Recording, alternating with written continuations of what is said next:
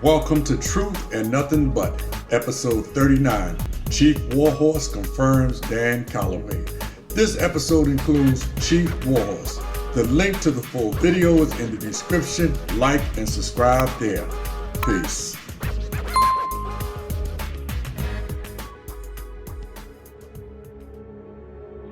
Now, I live in a place called Bonfaka.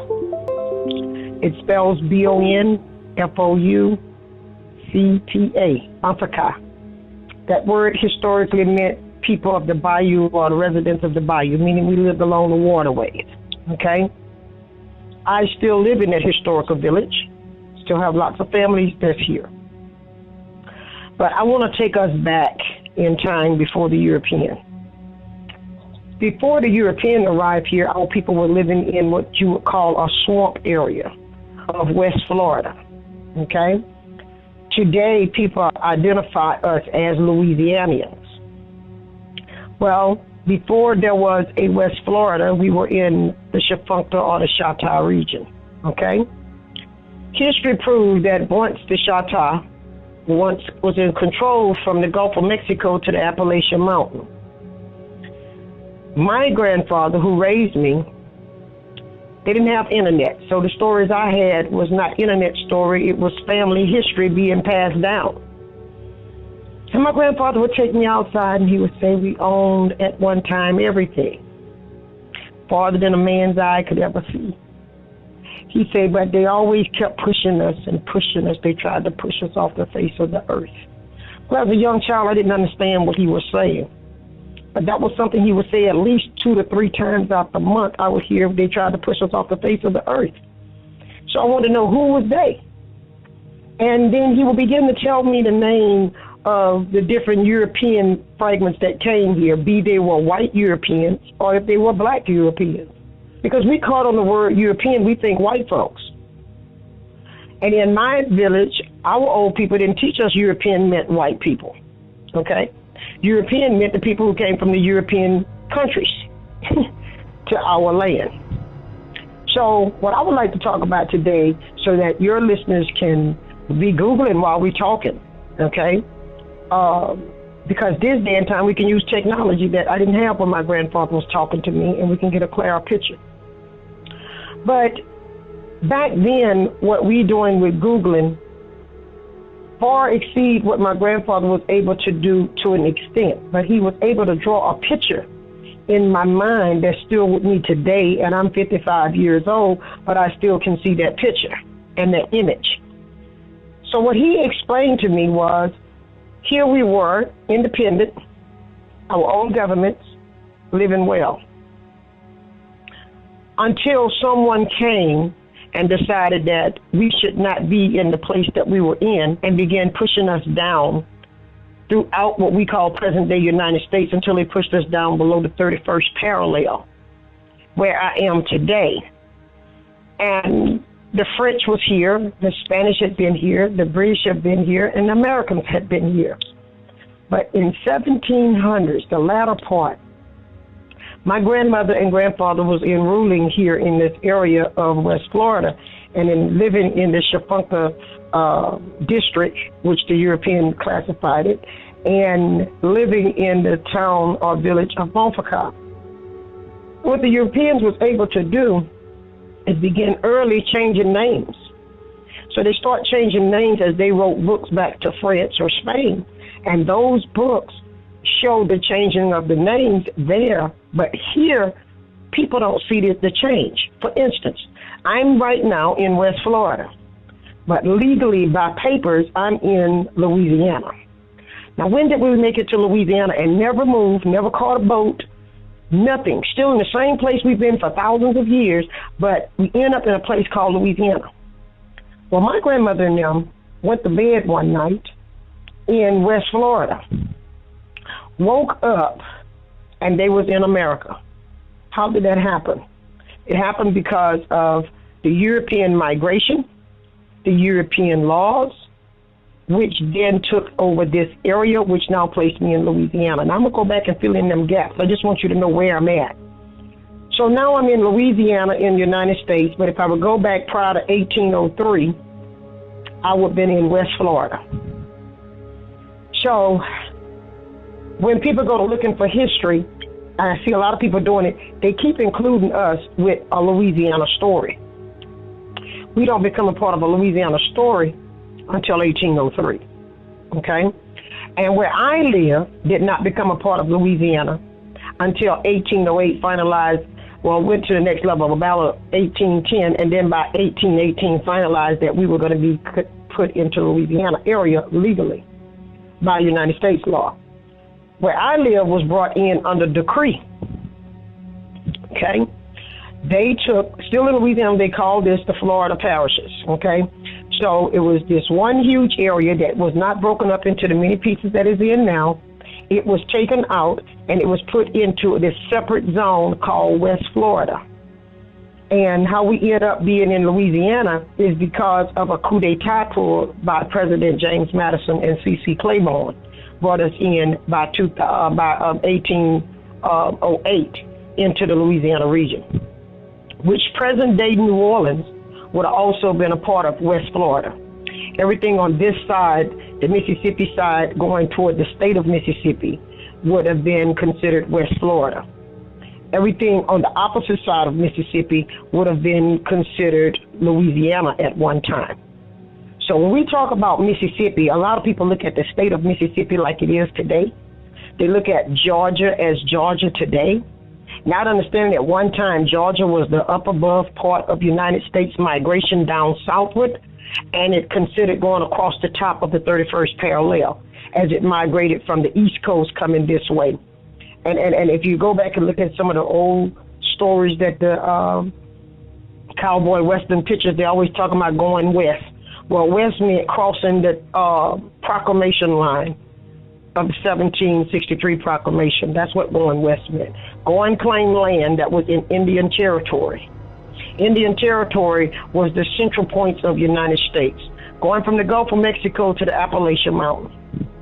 So to get the picture of going west meaning going to California, think about going west only meant one simple thing: expanding the 13 colonies into the interior of the Indians' territory.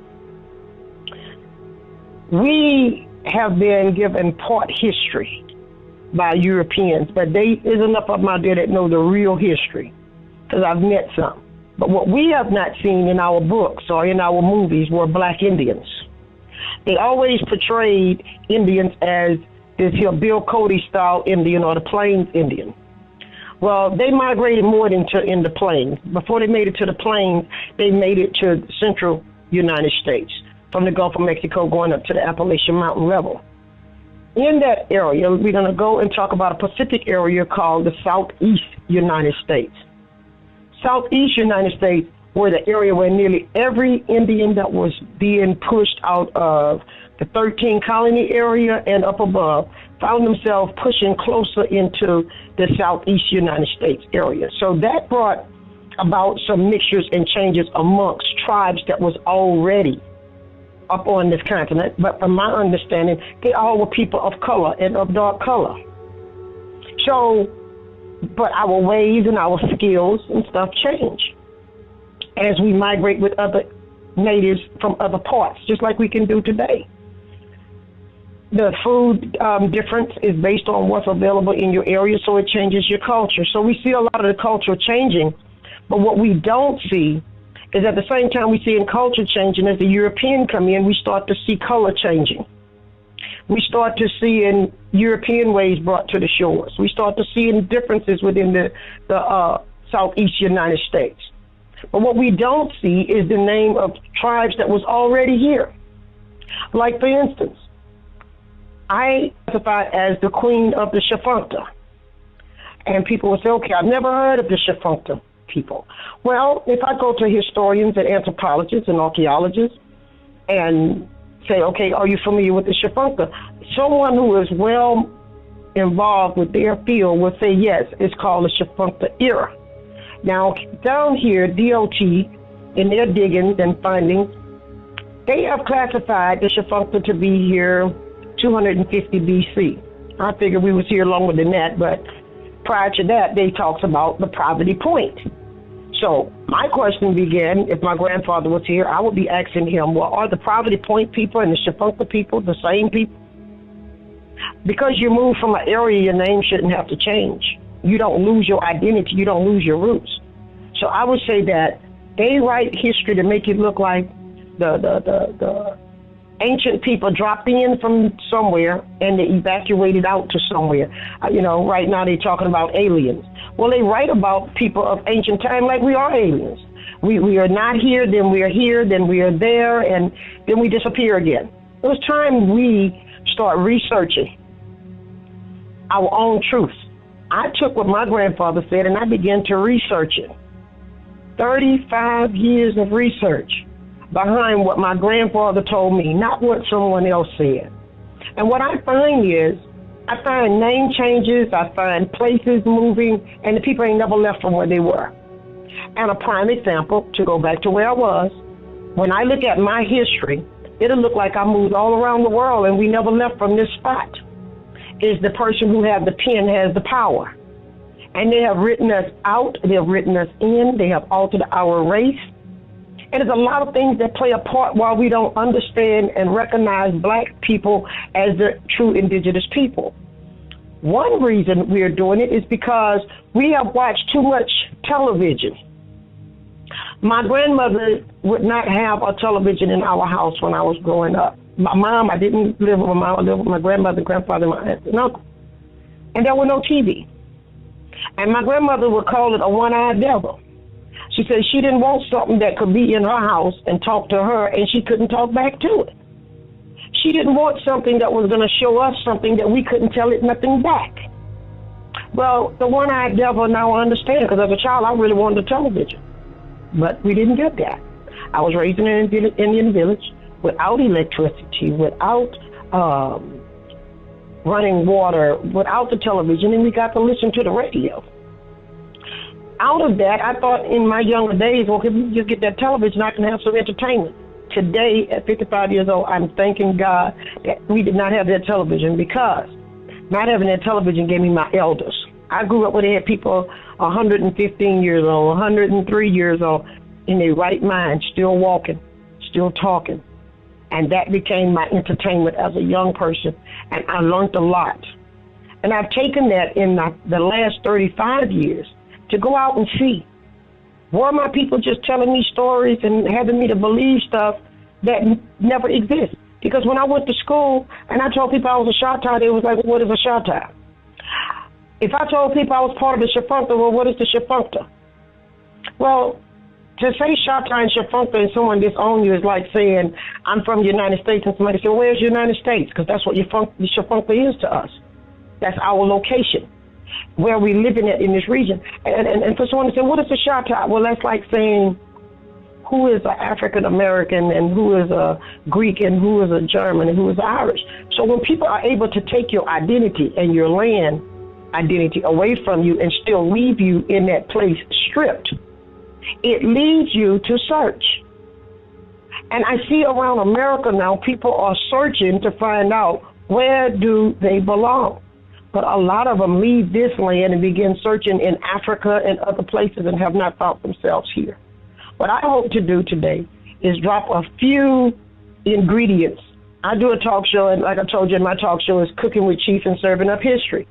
And I tell people that we all have an ingredient in our life. And when we bring it together, we can cook up this wonderful dish.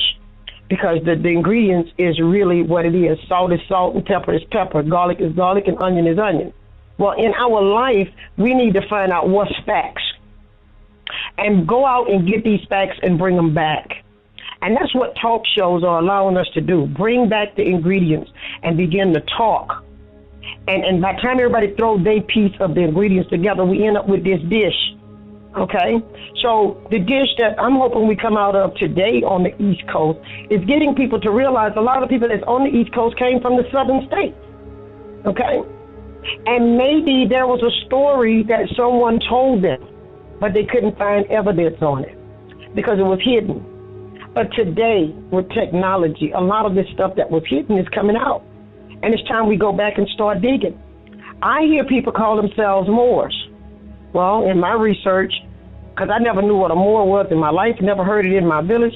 And as I began to speak and do talk shows and stuff, I heard people coming at me with, well, are you a Moor? Are you a Moor? I'm not a Moor. Moor just means black.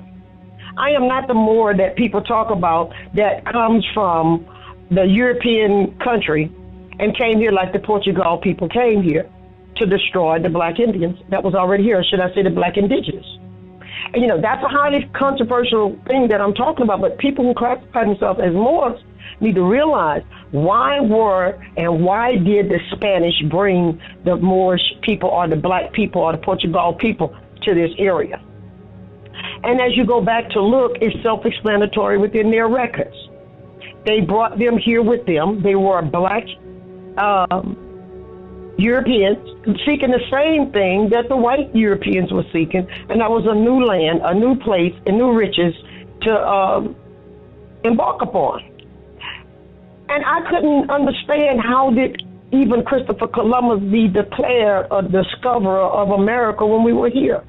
So my grandfather and I used to talk about it because I got put out of school at a young age because I would not celebrate Columbus Day. And so I got suspended, and my grandfather told me, don't worry about it. Sometimes you have to get knocked down to get back up. He said, so you just got knocked down in the negative, and you can get back up in the positive. He did not discover America. We were already here. So in my adult days, I decided to go back and see what did Christopher Columbus discover. So what we got to look at, there is a thing called the Christian discovery or the doctrine of discovery. Are you familiar with that, brother? Sister, okay. Are you familiar with soaking everything in? But I am not familiar with it. But please continue. Here we go. We are victims of a Christian doctrine called the doctrine of discovery. I'm hoping, and I'm working on writing a book right now as we speak, to go in detail on how these things affected us and still are affecting us today. The doctrine of discovery was done in 1452. And the doctrine of discovery opened the door for, and that came through the Catholic Church or through the Pope, who passed it on to the King of Spain. And that doctrine declared all people of color, dark, or anyone that was not Christians to be classified as inhuman and paganistic. So that was a worldwide law. So underneath that law, what they were able to do is come into places where people already was there indigenous, but not Catholic or not classified Christians, and declare them not being there religiously wise because they were saying they were paganistic or they were heathen. And then they were able to come in with the Christian law and classify discovery. And that's where the word Christopher Columbus discovered America come from. He didn't discover America as no one was here. He discovered the Christianity forces of America by claiming it for the Christians and for Spain, for the king and the queen. And that's where the word discovery get connected to Christopher Columbus' name. Now, underneath that discovery, what he did is, in the beginning, he wrote back to Isabella and says, hey, these people are godly. This is in the 1400s. He get here in the Americas, not this part, but into the islands of Americas in 1492. Okay, but 40 years prior to that, a law was passed called the Christian doctrine of discovery, which right now we have priests who are fighting, well, not priests, excuse that, nuns who are fighting and asking priests and the Pope to help change that. Because that law is still in effect, and it is also a part of the foundation of the Constitution of the United States. That law was said that anyone who were not Catholic Christians, then the discoverers could use them as slaves, kill them, rape them, take their possessions, including their lands and their nations and whatever. Well, by putting that law as a world law, it made not only the Africans in 1452 not classified as humans, but it also made the people in this America not classified. So then when they come in, they saw you, but they didn't see you as a Christian underneath the Catholic Empire, underneath the Pope, the kings, and the queens. So under those type discoveries, we have to start understanding and teaching what they meant by discovery. And some of the people who came in on these discoveries were black, or what we say Moor, because the Spanish called them Moor, which meant black, were some of the black people of the European country who came here with the white Europeans, and they are part of the people who are saying they're the founders of America. Well, those people came in, a lot of them, under acts and treaties that they already had acquired with Spain under the king, and treaties that are acquired under the Pope. So those treaties gave them the right to come and take whatever they wanted to. So you find people now, everybody's wanting to move a large amount into the word more movement, but they also have to look at that they also came to this land to take from it also. And I've had people say, well, wasn't this black people here already? Wasn't they Moors already? No, they were not. My grandfather said we were Shatar. And when I go back in earlier history of the expeditions that came here, no one classified the indigenous people here as a Moor. They would also describe them as Negroid looking, but they never described them as a Moor. The Moors come in under a Sundry Act, and the Sundry Act was the act that brought black people in that looked like the black people here, and the Sundry Act put in some specific guidelines so that the black people from there, if they came in and did anything for as killing or capturing or taking of possessions, that they would be protected by the Spanish law of the Act of the Sundry Act that protected them from being persecuted underneath the law of what they was using on the indigenous people in America. Now, brother, can you hear me on that? Yeah, sister, could you share with the listening audience how far back you can trace your family lineage? I can trace my family lineage back to when the first people hit these shores. And then back. Excellent. But documented, when they hit the shores here in what used to be a part of what they call the Floridas and the Caribbean, we got to realize the first area that they was taken into was the Caribbean islands, correct? So if you look at where I'm sitting, it once was considered part of the Caribbean. When they came here, there are documents that they found my people doing trade with schooners and ships, big schooners, which is a ship, and kaijus, which is small boats, that they were doing long-distance trade with Cuba and the other islands, okay? So those things are documented in history by the early explorers, that they saw my people here doing long-distance trade and manufacturing, okay? So we want to think, when we talk Indians, we want to think that Bill Cody Savage running with an arrow through the woods. You know, like today, people want to keep native people to living in a teepee, which my people didn't live in teepee. We want to make them look like they had no culture, no living standards, no laws, no nothing, no guidelines. That's not the truth. That was done to make them a savage. That was done to go with the paganistic law. That was done so that then they could say there was non-Christian, non-humanized people here. So it gave to the discoverers the right to discover over you. Are you with me, brother? Now, I am with you, sister. And I just want to, I just wanted to quickly just acknowledge Imhotep Dave. I see he came on a little later than we did. I just wanted him to say, give us a shout out, because he was instrumental. Let him go ahead and talk, then I come back, and we're going to go into how far back we can go, and I'm going to go back to something you put on your flyer. But, Doctor, how you doing out there? Hold on. 703, Dr. David Imhotep. Dr. David Imhotep? I guess he's not near the phone. Okay. Well, let's go a step further. You see how far back we can go. I had the honors, I think it was in 2012, I was asked to sit in on a tri-country meeting. And at this meeting, it was held at Dillard University. And there was a gentleman who came in from Bolivia. And then there was another gentleman who came in from New Guinea. And they brought us together because of the similarity in our body structures and features and so on. And I'll send you a link to that actual outcome of whatever came out of it. I saw it online a while back, and I didn't even know it was out there, but I'll send you a link to it. But they brought the three countries together of blackness. And the guy from New Guinea and I could pass for brother and sisters.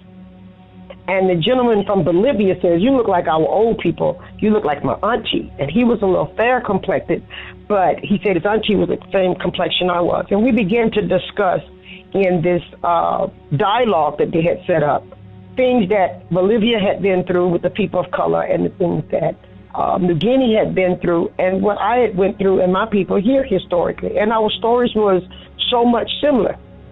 And we began to discuss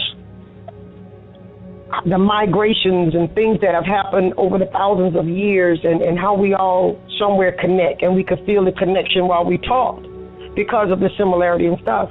But I came home from that dialogue, and I was sitting in front of my computer, and I'm praying, God, show me which way to go with this. And some people out there in listening land may not believe it, but this is the truth. The Spirit always guides you when you really seek it. And I'm sitting here typing on my computer, and I'd always do a search to see what was out there on the Shatta because they have truth coming out and they have lies coming out. But I see a lot of white Indians, and I'm going to get to why I call them white Indians, migrating into using the word Shatta when they have historically been using the word Choctaw. And so up pop on my computer, Bolivia. And I'm like, wow, this is strange. Just got through doing this thing on Bolivia, and here Bolivia is coming in under Shatta. And so I began reading this article. I even called Dr. David. I said, Doc, something happening. I'm sitting here at 2 in the morning and up pop Bolivia. And I go to read it, and it says about Shatta Mountain. And if any of your listeners is out there and you want to Google what I'm saying, and why I'm telling you about this, brother, is because I saw what you put on that picture, on that post, and I'm like, I got to tell him what he just did. Okay? So up pops Bolivia and the mountain. So if anyone out there listening, spell Shatta Chata. That's a little different in the way I spell it. We spell it Chahta because the H make the ha sound. Is a sound, not a pronunciation. So it's Shatta. So they have it spelled Chata, mountain in Bolivia. And when I did this, up pops a connection to what we still were doing recently, and that was building and making bricks. Okay? And up popped these huge heads, just like you have on your poster, but they were done with bricks, okay? And this is not in Egypt. This is not in Africa. This is in Bolivia. So I felt something really spiritual there, and I called the gentleman in Bolivia, and I asked him about it. He said, well, Chief, he said, that was why I wanted to meet you, because I knew what the word Shatta meant. And he didn't tell me that when we was doing the dialogue. He said, Shatta Mountain is still here, and you need to come and see it. Because at one time, the Shattas was there. That made me feel so good to know you going back thousands and thousands of years into Bolivia, and here's a mountain called Shatta Mountain with bricks and huge, giant brick monuments made and sculptures with bricks. So here we are known in this area historically as being the first brick makers. Okay, so we made bricks in this area, and we have a strong history here in the brickyard business until the Europeans found ways, or should I say the Jayhawk or Europeans found ways to take our businesses from us through laws that was passed. But there are documentation, even in the court records, that my people were the richest brick makers. When New Orleans burned down, my people bricks is what they rebuilt New Orleans with. So that's how deep my history go here, okay? And my grandfather's name's tagged to the brickyards. So I want people to know that the black Indians wasn't savages running through the woods, didn't have no clothes on. We were entrepreneurs doing businesses around the world. Did I answer your question, brother, or do I need to go a little deeper? So, sister, just so I understand, then what we would call Olmec is also Shatta. Have to be, because the Olmec head matches that Shatta head that's in Bolivia. Isn't that amazing? That's, I was intuitively guided to place that Olmec Shatta head next to you, because I was like, you know what? It just looked right on the flyer. I would have never, my grandfather never told me nothing about no Olmec or no Aztec or none of that, okay? But he told me about Shatta. But what I found amazing was to do this dialogue, okay? talking about my Chata heritage, and this man talking about the Bolivia culture that have been whitewashed, and then for me to come home and end up pulling up a Olmec-looking head in Bolivia made out of bricks. Wasn't that amazing? Indeed, indeed, indeed. Please continue. So if you have time, if you're near a computer, type in Chata Mountain, and you will see the same head like you placed on the side of me, something that I did not know of. But I would ask my grandfather, well, where do we come from? He said, we've been here always. Okay, so what do we own? You own everything. But we it are was taken. everywhere. That's right. So now I'm understanding even my grandfather even better. You getting what I'm saying? Because he was telling me the stories that was passed to him. And I wasn't calculating it at the same level that he was giving it to me at that time. But I did comprehend it, and I stored it. But later in time, my grandfather is still walking with me with the stories that he taught me, because that is what have guided me in my research to prove that we are not gone. And with the last breath in my body, I'm always fighting to prove that we are not gone. We are not gone. And I'm not going to say that we are no Moors. No, we are Chata. Okay? So, from my understanding, then, Chata must go back beyond the word Olmec. My grandfather said, my grandmothers were queens. My grandfather were kings. I had someone attack me after I did a Calloway thing I was telling you about, and said that we Indians didn't use the word kings and queens. Well, let's do this. Maybe modern Indian that man created when they came here didn't use those terminologies. But evidently we use kings and queens, because even in Hebrew time we were using terminology kings and queens. Okay? So we got to look at who is the indigenous people. Who is these modern Indians that they keep talking about? Okay? And why the modern Indian DNA does not match the ancient DNA of the indigenous people? Why? When we look at the word Chata, I was always told it meant God's people. Okay? I grew up knowing that. That's why I don't classify myself as a Choctaw, because that's not our historical way of saying who we are. And in my area, we have never used that terminology. Europeans use that terminology. Okay? Also in this area, when I look back at, I'm a mound builder. So you didn't call me by many names, but I'm a mound builder. And we still do mounding every year. And it's only one place, and I found this out in my adult life, because I grew up doing the ceremony of the dead, and we still do it, okay? And then as I began speaking and talking to other people in other countries, and give you a chance to go across ethnic lines, I found out that the only other place they do the ceremony of the dead is in Mexico, okay? And I was told when Katrina hit, I left here before it hit, and I was in Arkansas, and took a lot of my people there, and we were there for 18 months. But when October came, it was time to prepare for the ceremony of the dead. And no matter if no one house was built back or whatever, we migrated back to do what we have done for thousands of years. So one of my members asked me, she said, you think the ceremony of the dead is going to be canceled? I said, it's never been canceled in thousands of years. It won't be canceled. I said, by the time we drive down there, you're going to find lights burning in the woods, as usual, at the burials. And it was. And even though they had trees all over, the elders in the 80s and 90s had got out there and found a way to do a safe ceremony. And when I got back and I saw it, a white gentleman from the Beaumont family of Beaumont, Texas, lived not too far from us. He grew up in this area, so he knows that we're Indians, because a lot of Indians work for the Beaumont family, okay? He said that he had the people from Mexico who had came in to work on cleanup in these areas down here after Katrina saw our ceremony, and he said they was down on their knees giving honors to the ceremony.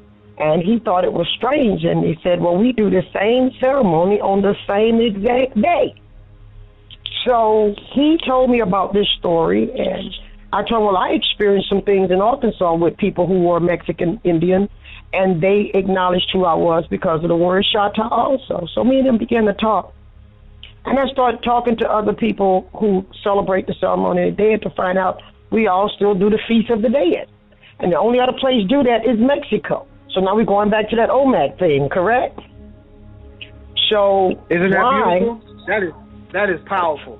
Thank you. And so when I look at migrations maps and stuff, some people said in as early as the early 1700s, latter 1600s, that they had put us with the OMAC back then because of something they saw in the migration pattern, okay, of it being the same people. That's why I say, who says Poverty Point is not a part of Shafunkta Shatta people, okay?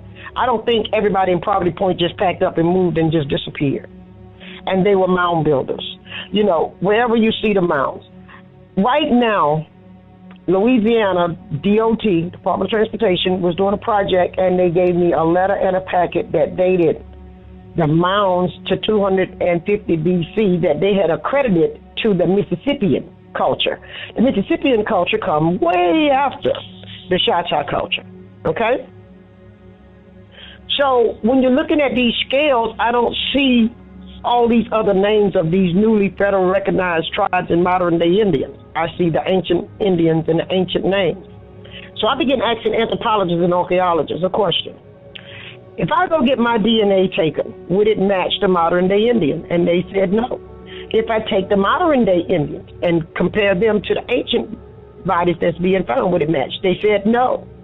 Okay? So I said, well, who matched the ancient people? The modern Indians, we need to realize, is what they're calling it, modern day Indians. And the ancient Indians is who they are. I've been told that if you would do an ancient DNA and then you do my DNA, it would match. Okay? I had an anthropologist who tracked me down through LSU University, and this gentleman is well renowned.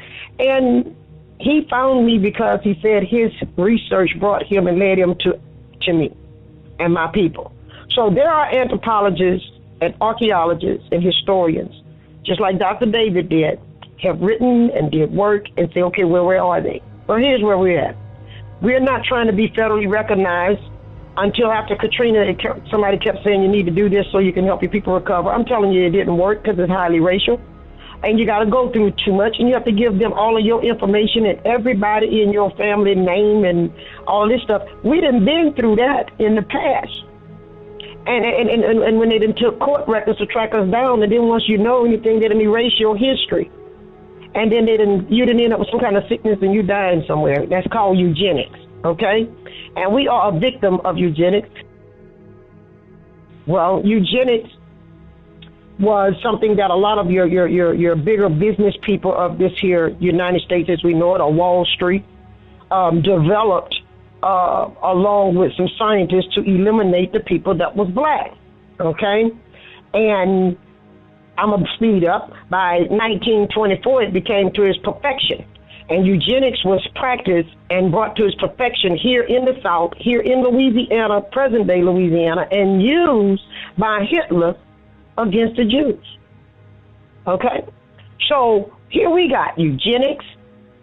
We got Racial Integrity Acts of 1924 that allowed by law to finish erasing us and putting us in a one-box system, and, you know, of black, and then the next box is white. You only had two races, black or white. Even the Indians that so-called the modern Indians that's federally recognized today, at one point in time, if you look at their records and you go back, they fell into a white box. And the darker Indians had been put and placed in the black box. So you only had two boxes. You didn't have a box that said Greek or German or Irish or Shatta. You had two boxes, black and white. And the red box was always being subdivided into those groups, okay? So we have to really go back and look at what the Racial Integrity Act did in the 1900s that capitalized off of what was done in the 1800s, and then we got to walk over back to the 1700s, and then in the 1700s you're going to start to find that you got people who came here under the Sangre Act. And they were people of color. So they've always played the people of color against each other, and a small minute of the people of color will excel, but the mass majority will hold each other down, and the whiter Europeans end up taking over control from one country to the next. Now, some people may say that is a racial statement based on whoever they are out there in listening land, but it is racial. It was race that was used against us. And all I'm doing is taking what they did and bringing it back out to the public. So if it's racist, it's not me. It's who did it in those years. I cannot be blamed for the 500-year plus history that is available for you to be able to see how race was used against the people of color. So I'm sure the word OMAC and all of this go through a name migration, just like we go through a color migration and so on. That's to lose you in time. But I tell my members, my grandfather taught me under this huge oak tree that's about 1,000 years old. And he said that tree, you never work with the tree from the leaf. You can't even tell if the tree is sick by just the leaf. It's what's going on with the root of the tree is what determines the strength of the trunk of the tree, which determines the nutrition that makes it to the leaf. We as people of color are trying to work with the leaves. We're not trying to dig down and work with the roots. When we start using all the latter part names, we're dealing with the outer part of that tree. We're not dealing with the root of it. What is the root of the tree is what we need to be trying to get back to. What is the soundest document that's out there that justify who was here? And that's where we need to start from. And then as the tree goes up, it branches out to many branches. Those many branches can carry many names. But it came from that root, from that tree, from that trunk, and it branched out into other names. It branched out into other places. Now, what am I talking about? Let's go back into time of the early 1900s, when these Europeans were building Wall Street to the max. They then began to create jobs in northern states, in western and northwest states, companies that would draw people from the South, because the South was the target. Since the 1700s, they had been sitting down trying to figure, how can we get these people in Southeast United States to leave and go elsewhere, voluntarily or by force? The removal took away a lot of Indians and also Africans from the region. Also, colonization took away a lot of people from the Southeast United States and took them to West Africa, to Sierra Leone and Liberia, okay? But it does not mean wherever they took them, they didn't come from this place. This is still their roots. And we need to focus on your roots. But a lot of people trying to get to Africa and they have not connected to their roots here. I don't think Africans came here bringing drums. I don't think they came here keeping their same spouse that they had when they was over there. So there was some intermingling and there was some cultural exchange. But we need to look here before we try to look there. Because that's like trying to jump from the root of the tree and just go pick a branch anywhere, and it may not be where you branch to. So let's go to the 1900s. People left from here and went to California. People left from here and they went to Chicago. They went to Michigan and all of these areas. Are these people no longer a part of the southern region? But what we got to realize, as they were moving out, industries was moving in, taking their land and their farms. Because in Southeast United States, different from any other area, we were having land patents under the United States, okay, given to us because we were the original people, okay? And acts of Congress, which was protected under the law of the land, which was given to us. Let's use a group, for instance, the Washita, and let's use the Empress, for example, okay? I've had people talk to me about the Empress and so on and so on.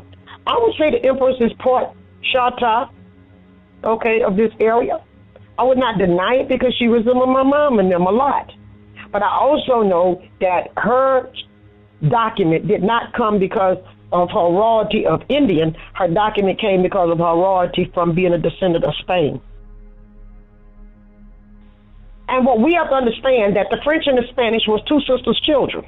So that was European kinfolks fighting over here on what they were taking and stealing. And today in families, black and white, when the older people die, the children fight over the possessions. That's what the French, the Spanish, and the British was about. And then when we look at the people who formally call America, they're the rebellious ones who didn't want to pay taxes back to their country that they lied to and came here. So they always broke treaties. They broke promises. So the same people who become the American people is also the French, the British, and the Spanish. kinfolks, fighting over somebody else's possessions. And we have become a victim of that. My uncle fought in World War II and Korean War. Prior to him, I got people that fought in the Civil War and all of that other stuff on both sides. And when I asked my uncle one day, why was he so gung-ho about every time he put up a brand new American flag? And I said something negative because I'm flip-mouthed as a kid, and I would just say whatever I thought, and it would get me in trouble. So I told him, I said, but that flag ain't for us. That's the people who stole from us. Don't that go along with Christopher Columbus?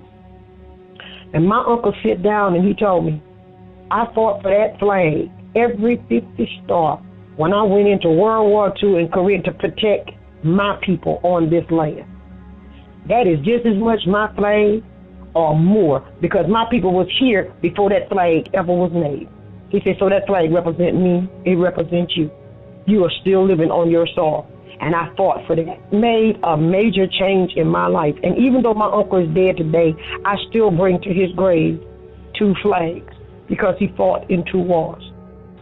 Okay, with no harm to anyone's culture or religion, because culture and religion and politics destroy friendships and families. But I have to touch on that topic, okay? First of all, there was this huge African movement of going to Africa. But I see the people that went to Africa, they come back here to this land. I'm not trying to go to another land. I'm connecting and staying connected with my land here because this is mine. And I would like the younger generation to feel that they are part of America, no matter what this new name is, because we have been through many names. So it's not the name, because the name is only a branch.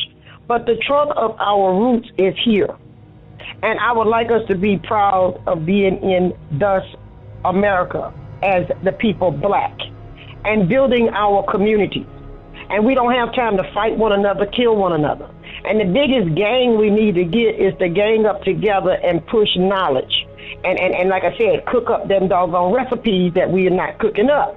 But every time I see a person of color killing another person of color, I see that the mechanism started by the colonization is still in effect. So we need to advocate to our people that we cannot be turning, like Dr. Lowry used to say all the time, we got to turn to each other, and we got to stop turning on each other. And not only turn to each other physically, but we need to be turning to each other for spiritual strength. And we need to be turning to each other to unite our economics. You know, if we take and pledge to put $1 per person of color, no matter what age, into a fund that will build new housing, buy back our land, bring our people out of the jammed up, clustered project housing. I don't like the word project because it means somebody was working some kind of eugenics there and they were studying you. Put people back with the land. We wasn't meant to be in a project or be a project of some scientists to study how do we live and we stacked on top of each other like a bunch of rats to be studied. And I don't believe that indigenous people need to be on reservations, because reservations was once underneath the Department of War, which means that is still today prison camps. Now, some modern Indians don't like when I say that, because they're proud to have their casino, and they are proud now to be the next generation of raising and selling marijuana. You know, where people of color is in prison and been dying and losing their property because of marijuana. Now I look in America, these same people have changed the laws again. See, the laws keep changing. So now what was illegal for people of color is becoming legal for the modern Indians and the Europeans who have money, who can push legislation and make it legal for them and their children, so they don't have to spend 30 years or the rest of their life in prison or in a cemetery because of some marijuana. And I want people to understand, I don't smoke marijuana, never did. But I have seen that used to destroy the people of color in their community. Okay? So what I would tell this generation is, we don't need to even get high right now. We need to get knowledge, okay? We need to be seeking knowledge. We should be having conferences around this country. I was telling you in a joke last night, my daughter said, you know, Mama, why you can't finish getting a documentary out there, why you can't write a book about what you're talking about, is because who's going to sponsor you when you're talking about everybody, you know? And I'm not talking about everybody in the negative. I'm just pointing out where we all have faults. I have faults too. My fault is I am down here in Louisiana trying to advocate for my people and other people, and my fault is I'm financially not stable to do that. But when I look at us as a people as an overall, we are financially stable. So we hinder each other. And then there are people like Dr. Imhotep who are very knowledgeable out there. We hinder people like him from being heard and seen. So what we need to do with this younger generation is we need to stop trying to do three things. We are one group going to church every Sunday trying to go to heaven. And let me change that. They go 7 days a week, some of them trying to go to heaven and can't deal with what's here on earth. So they losing their time.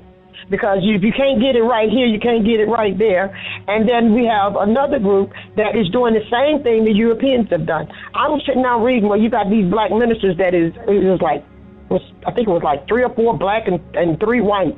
When you calculate the money they bring in per year, they bring in $100 billion. Okay, if the church is bringing in $100 billion, then the church ought to be the main welfare system to help in the communities where these churches are established. Okay?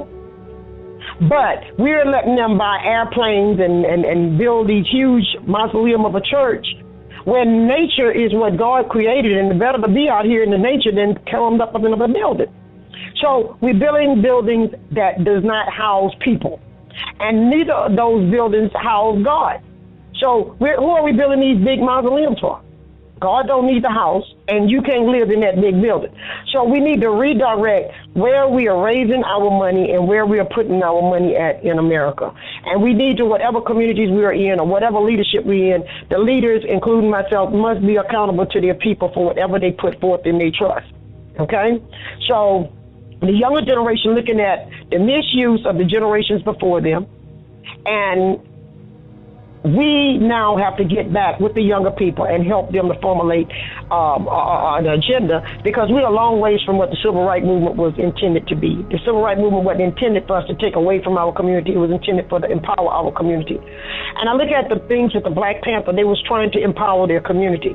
And whenever we start to empower our community, some negative come forth. Is either someone coming to stop us from empowering ourselves, because if we empower ourselves, then some people are not going to get rich off of us.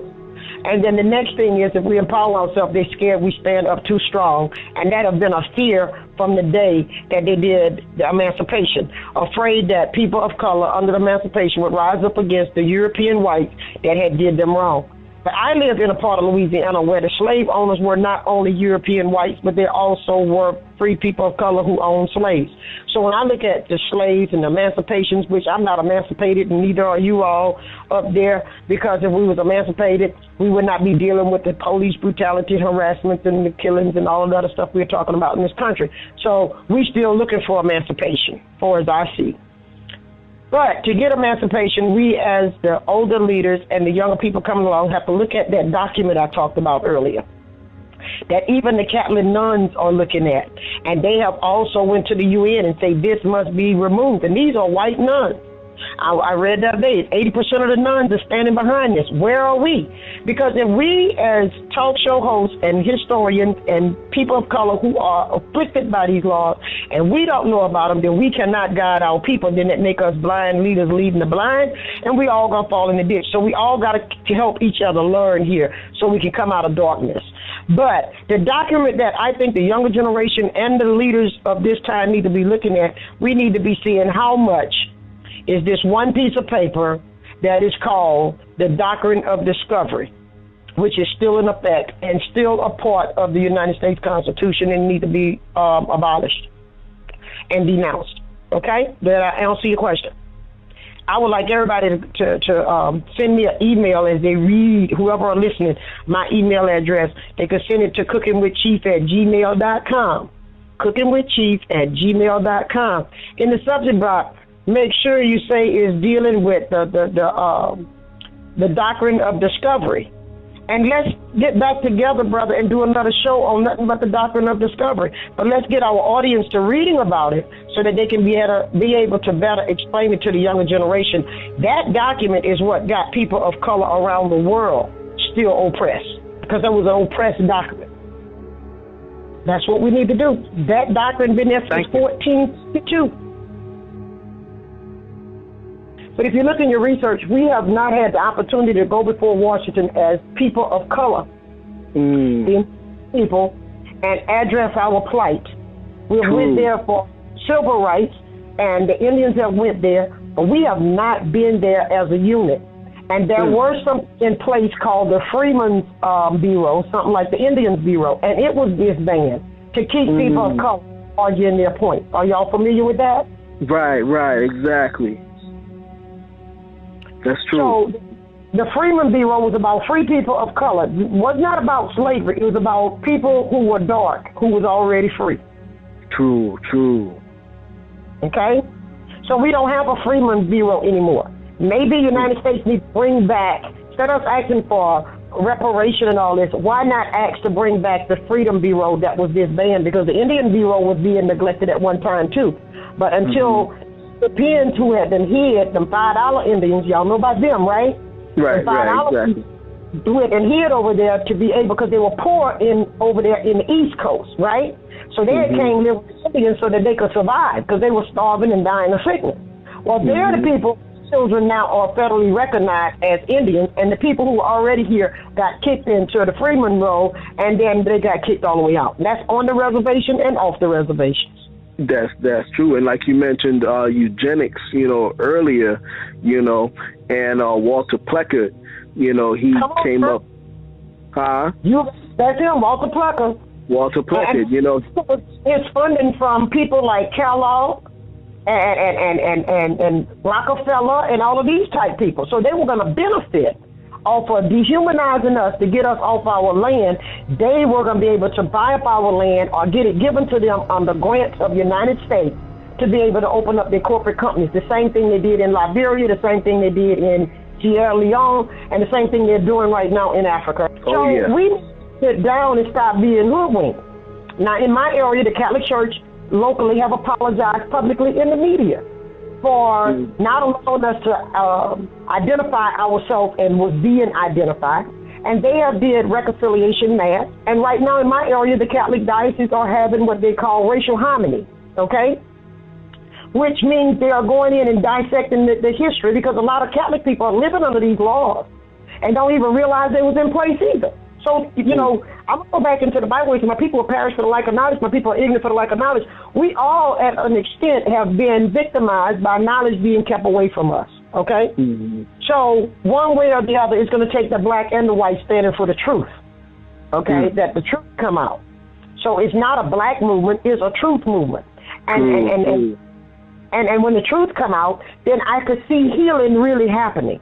Like I told Calloway when I spoke for them for the healing conference in 2012, healing got to start at the root, because that's where the sickness is at. We cannot be out there trying to put some plant food on the leaf thinking it's going to give nutrition to the root. We got to put the nutrition at the root, and then it will actually abort that which is too sick from the tree, allowing new leaves to grow and more healthier, okay? That's where we're at. We're at strengthening ourselves from the root. So we got to go back in history.